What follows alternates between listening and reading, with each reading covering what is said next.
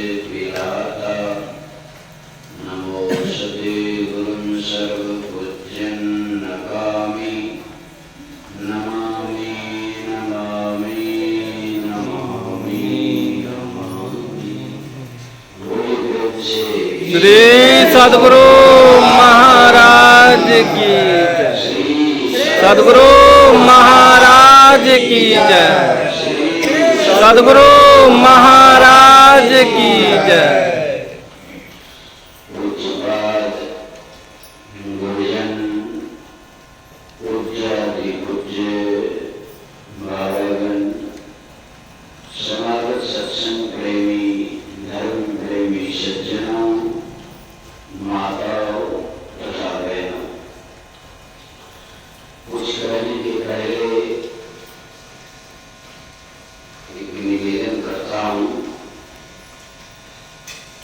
निवेदन यही है कि जब तक आपसे कुछ कहा जाए, आपको सुनाया जाए, सत्संग के बीच में कोई भी उठ बैठ नहीं करेंगे, आने जाने का काम नहीं करेंगे। और सत्संग के बीच में कोई भी मोबाइल से बात नहीं करेंगे, आपस में बातचीत नहीं करेंगे। थोड़ी देर के लिए सभी कोई शांत होकर के बैठेंगे। एक बार और श्रद्धा के साथ जयकार करें, उसके बाद कोई कुछ नहीं बोलेंगे। सद्गुरु महाराज की जय।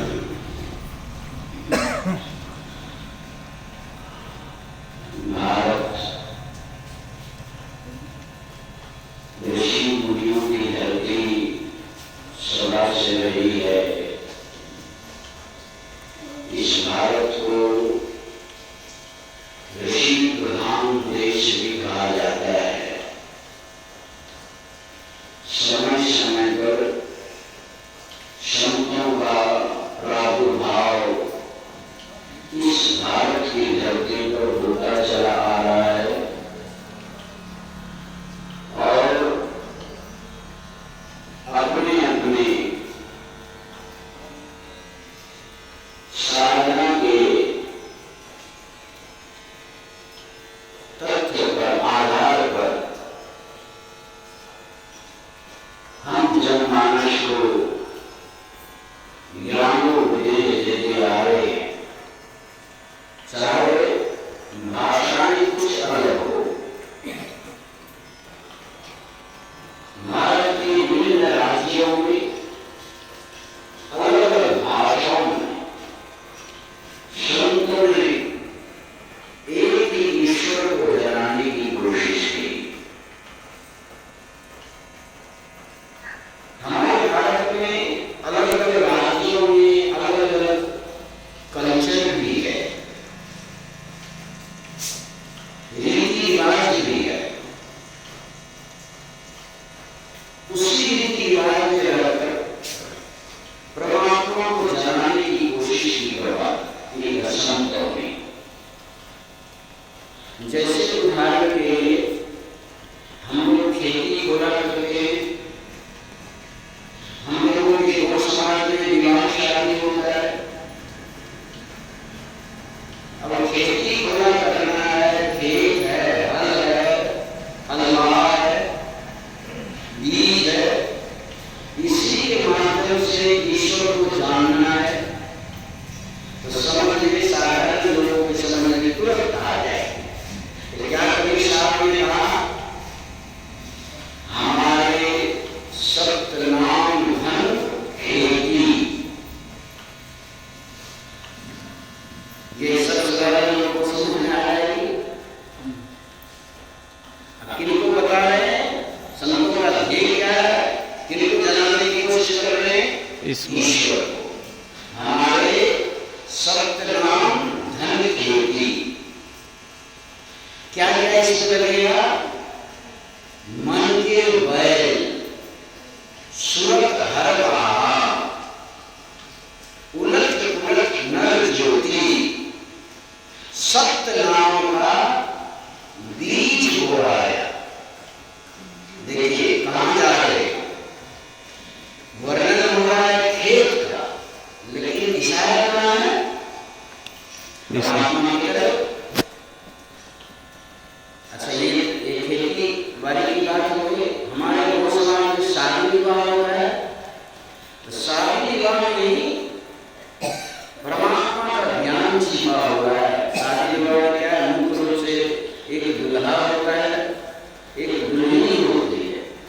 संत कबीर साहब के शब्दों में मैं कभी कभी गाया करता हूँ, हम लोग विवाह करो मोरे बाबा, तुम सो नारी विवाह हो। एक लड़की कह रही है अपने पिता को,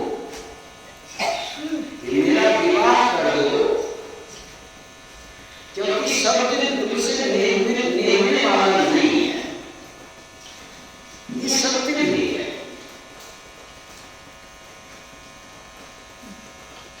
जब तक किसी बहन की शादी नहीं हो जाती, तब तक उनको जो सुख मिलना चाहिए वो सुख प्राप्त नहीं होता। एक लड़की अपनी निस्बत कर रही है, अपने दिल की बात कर रही है कि हम लोग विवाह करो मोरे बाबा, तुम सो नारी निवाह। पिता कहते हैं कैसा दूल्हा चाहिए? विवाह करनी है, लेकिन कैसा दूल्हा चाहिए? लड़की बोल रही है बाल वृद्ध, बाल वृद्ध तरुण नहीं चेक, सोबर खोजो जायो। मेरा दूल्हा ऐसा हो, ना बच्चा हो ना बूढ़ा हो, तरुण करके जवानी हो, जवानी नहीं हो, ऐसा मेरा दूल्हा ढूंढ दो। ऐसा कौन दूल्हा मिलेगा? दुनिया में कोई मिलेगा ऐसा दूल्हा? किसका इशारा हो रहा है? ईश्वर का ना। ईश्वर ना बच्चा है, ना बूढ़ा है, ना जवान है, वो जैसा है वैसा है।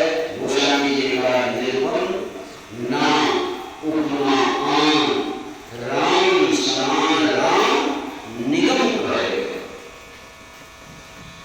ये तथ्य है। इस तरह संतों ने समझाने की कोशिश की। अभी जो बात कर सुनाया गया, महर्षि नहीं पदावली, मैं पदावली को अद्भुत समझता हूँ। गुरु महाराज की रचना 2008 ईस्वी में, उस समय मैं कोशिशियाना आश्रम में रहा करता था, तो मैं बिहार जिला चला गया। आराध्य की जन्मभूमि कोशिशियाना। तो कुछ बार गुरु से भगत बाबा उसी होकर के निकल रहे थे, कोशी श्याम होकर के कहीं जाना था। हम लोगों ने आग्रह किया या आश्रम में चला जाए। आश्रम आए, आग्रह मैंने नहीं निवेदन किया, कोई बोलते नहीं थे, तो मैंने नहीं निवेदन किया बाबा से तो कुछ कहा जाए। बाहर में कुर्सी लगी हुई, किसी पर बैठे थे बाबा, मैंने निवेदन कुछ कहा जाए। अब जल्दी वाले क्या कहना है, बहुत लोग इकट्ठे हो गए, तो कुर्सी पर बैठे हुए बाबा ने कहा, मैंने मानी लगा दी। बाबा ने कहा, वो आज भी मुझे याद है क्या कहा। बाबा ने कहा, महर्षि मेरी पदावली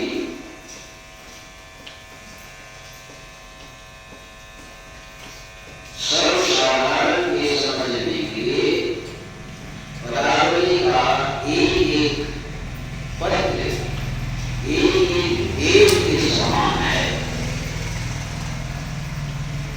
जैसे वेद सर्वसाधारण लोग नहीं समझ सकते, वेद का ज्ञान, वेद का वाक्य, वेद का शब्द जो उसने दिया गया है, सर्वसाधारण लोग नहीं समझ सकते, लेकिन पदावली को सब कोई समझ सकते हैं। तो सबको समझने के लिए, सर्वसाधारण को समझने के लिए पदावली वेद ही है। और विचारने पर मालूम हो रहा है विचार में बड़ी मालूम होता है कि गुरु महाराज ने जो साधना किया,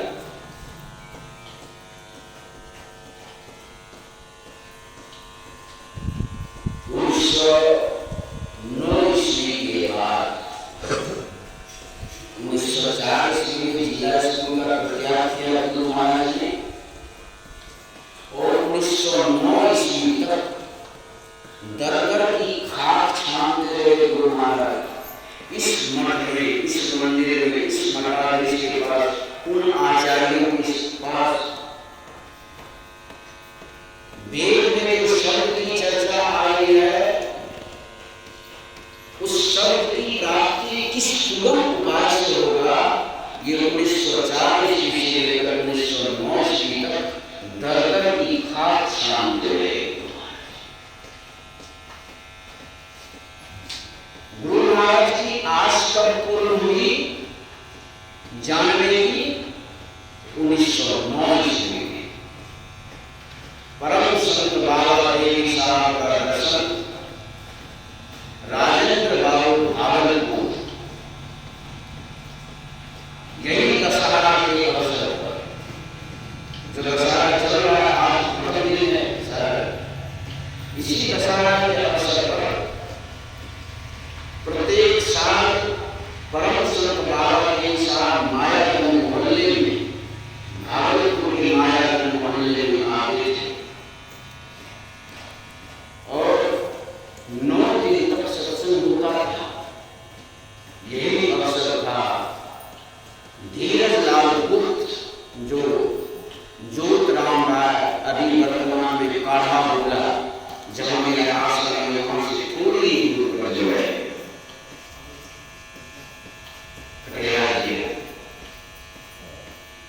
धीरज लाल गुप्त ने परम संत बाबा देव साहब का परिचय दिया, परिचय करवाया और अवसर मिल गया गुरु महाराज को मायागंज में दर्शन करने का और उनसे सीखने समझने का। जब परम संत बाबा देव साहब का दर्शन हुआ और उनसे युक्ति भेद प्राप्त हुआ, तो दीर्घकालीन से जो गुरु महाराज के अंदर में 30 जग रही थी, अंतरंग में एक हलचल हो रही थी, वेद में जो शब्द की चर्चा हुई है उसकी प्राप्ति कैसे होगी, वो तब जिज्ञासा का समाधान हुआ गुरु महाराज। और काम पर कब से लगे? 1909 ईस्वी से ही काम पर लग गए। कौन सा काम? जो यहाँ आज प्रारंभ हुआ है, सब नवाब ध्यान साधना से 9 पूजा तक, हाँ सप्ताहिक मान लीजिए, 9 पूजा तक ध्यान साधना से प्रारंभ होगा।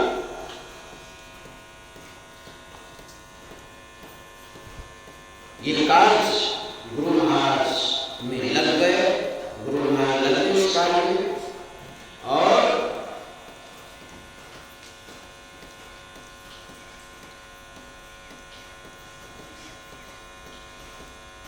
संतुष्टि पर मिली गुरु महाराज को अपने अंदर में। जो परम संत बाबा देव साहब ने कुछ कहा, जब उनका ठीक ठीक दर्शन गुरु महाराज को हो गया, तब गुरु महाराज शांत हो गए। जब प्राप्त हो जाए, जैसे कल कल छल छल नदी नाला का पानी बहती है, जब समुद्र में मिल जाती है, वह ध्वनि लीन हो जाती है। वह ध्वनि का अवकाश नहीं हो, वह शब्द का अवकाश नहीं है। वैसे ही गुरु महाराज के अंतरंग में जो हलचल हो रही थी, एक व्याकुलता थी, वो शांत हो गए। कब?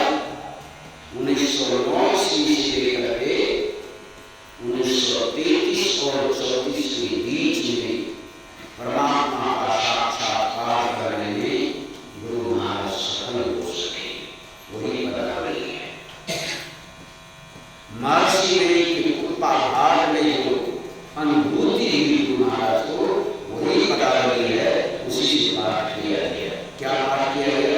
12 मासा 12 मासा में 12 महीने का वर्णन हुआ है, जो थोड़ा सा अंश उसका पढ़ा गया। मैं कोशिश करता हूँ कि 12 मासा के जो महीने पढ़े गए हैं, इसमें क्या क्या गुरु महाराज ने वर्णन किया है। आश्विन महीने से, ये कौन सा महीना चल रहा है? आश्विन चल रहा है, संयोग ले लीजिए, आश्विन चल रहा है। आश्विन महीने से गुरु महाराज ने प्रारंभ किया उपदेश। क्या करते?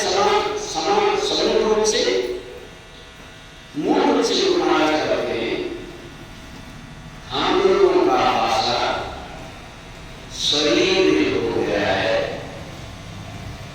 और शरीर में जीव का भाषा होना जीव के लिए दुखकर है। ठीक सब देहाती भाषा में सुनो।